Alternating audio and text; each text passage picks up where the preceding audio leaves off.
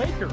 This deal materialized in the shadows. The biggest trade in NBA history. The dark and sad day. The second guessing in Dallas begins. Tough times in Texas. First losing Luka and now Micah. Cam, which one do you think's more crushing of a loss for the city? Is it Luka or Micah? I'm going Luka, and the reason is Luka was drafted to be the superstar for the Mavericks. I don't think people expected this much success from Micah. Only time will tell. But for Luka, he was the guy. And it didn't help, and it was more gasoline on the situation that two of your superstars that you brought in to assist and to potentially replace or to live up to that hype got injured as well, and Kyrie Irving and Anthony Davis. Those are situations that will set you back. Well, it's still pending on what could typically happen in Dallas. Is this a worst thing that could happen, or is this the worst thing that could happen? We don't know. Is this the best thing that could happen? I even mentioned, about this being the modern day Herschel Walker situation. So you don't necessarily know until you actually know, but I'm still going with Luka. It's Micah for me. Number one, which one requested out, Luka or Micah? Micah requested out. We don't see, and Cam knows this, we don't see stars ask out of the Dallas Cowboys. The stars, they get what they want. They get paid. Micah requested out of the Dallas Cowboys publicly. That's rarity. Number two, where would you put, the NBA is significantly greater than, where would you put the Dallas Mavericks right now? With the team that is presently constructed, are they a playoff team? I think the Dallas Mavericks argument could be made that they're the favorites to win it all. Okay, favorites to win it all. If Kyrie Irving returns healthy. Cowboys are an afterthought, certainly in the division, certainly in the playoffs. And so to lose that, to lose Micah Parsons from that, you are lessered as a football team. And he publicly said, I don't want to be Luka was emotional having left Dallas. Micah's celebrating having left Dallas. That's an abnormal thing for anybody who's followed football over the last 30 to 40 years to witness. I'm going to agree with you, Dan, but give Cam his props in terms of what he pointed out about Luka, because we have to understand this, okay? When Luka left, that was devastating. 25 years, global iconic superstar in the sport of basketball.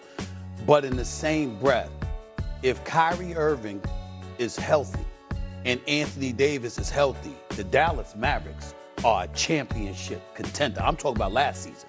All right, and this year coming up, Kyrie Irving come back and because it's about Anthony Davis. He has to show up just like he did in that first game and say, I'm here now, I'm here. Yeah, you better be that dude because the brother can give you 28 and 12. And Dallas is going to be formidable. Here's why I'm agreeing with you, Dan, instead of you, Cam. I think that of all the cynicism that has been thrown in the direction of the Dallas Cowboys, never has it had more meat.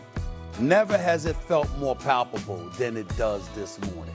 Because it makes no sense how Jerry Jones handled this in terms of the timing. You should have done this months ago if you were going to do it. In terms of the assets you received in return for his services. In terms of you making this decision, clearly because of pride and it was personal. How dare he tell you don't talk to him instead of his agent, as opposed to it being purely about football. Cam, if this was all about football, Jerry Jones would have made this decision months ago.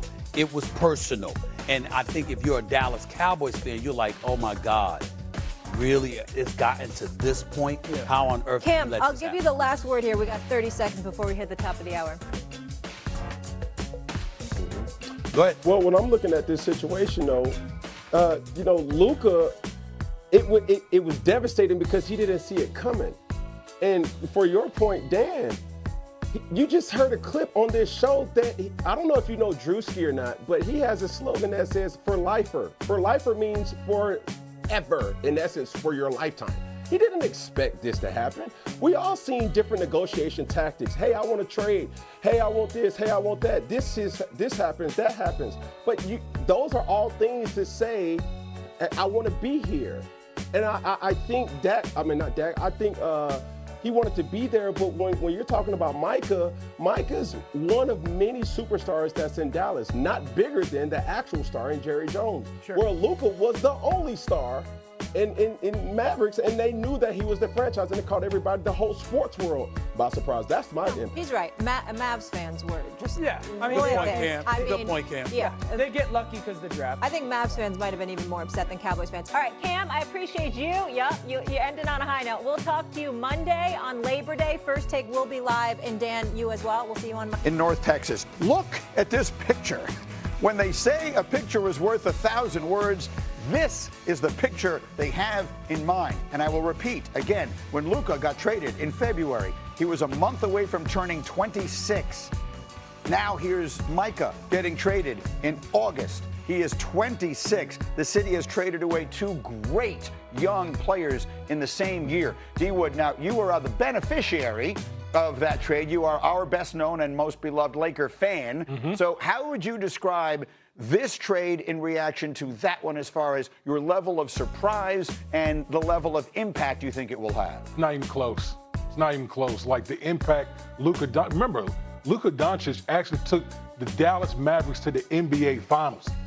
The Dallas Cowboys hadn't sniffed a Super Bowl since the mid-'90s. Right. Like, as great as Michael Parsons is, like, Luka Doncic is like MVP worthy type of guy. Like, he's like on that type of level. Right. So I just don't. I think it's Really? Yeah. I think it's apples and oranges. I just think the Luka trade, it was a much bigger trade. Okay, one, Luka, ridiculous, yes. Yeah. Micah's ridiculous. Yeah, he's ridiculous. And yeah. Micah's a defensive player of the year, so I would comp that to. We've had Micah in the MVP conversations. He's had seasons when he has been in the MVP conversation.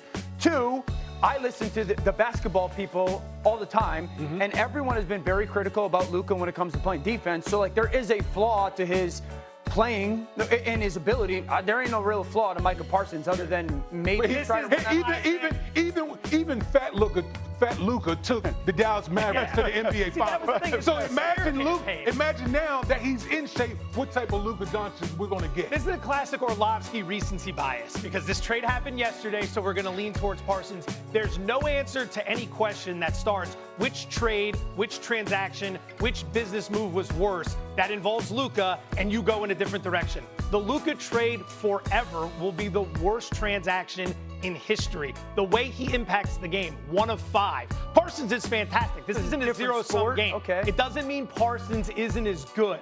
It just means he's 1 of 22. He's not on the field as much as Luka's on the court. He can't impact the game the way Luka impacts the game. The Luka decision will always be the worst decision. Always. People kind of got over it in a weird way because they got the Cooper flag. Yeah. No, but my point is they got the first pick, and all of a sudden it feels like they could be rebuilding around something entirely different. If you step in dog crap and then step in a $20 bill, it doesn't mean you're good with money. That's what happened in Dallas. It was an awful move, and then they fell into some money, and suddenly everyone's thinking like, hey, this actually might work out. That wasn't the plan. They got lucky. Dude, you ain't never been chased by one of those guys like Michael Parsons, man. That was a startling and horrific analogy to make. Go ahead, Nate. To be fair, if you didn't step in the crap first, the $20 bill wouldn't have stuck. So, I mean, maybe sometimes you got to make a mistake every now and then for things to work out. I think the comparison to Luka and Micah is not even close. Like, Dan, I appreciate you putting up the fight for football, but a top-tier basketball player like that, that type of guy's impact is much closer to a quarterback in football. So, if they trade away a top-of-the-league quarterback, then we're talking about someone who's led their team to the NBA Finals, then it could be closer. I think the Luka thing hurt a lot more than the Micah Parsons trade ever will, honestly.